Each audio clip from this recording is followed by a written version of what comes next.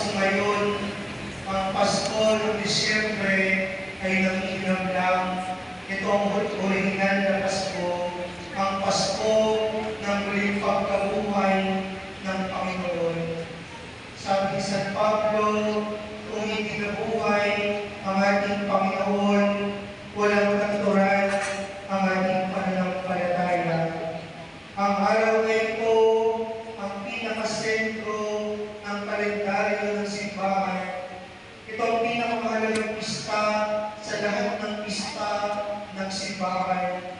Sapagkat ito ang unang pinagdiwang ng mga alagad, ito ang tanda ng pangako ng Panginoon ay nagkaroon ng kaganapan.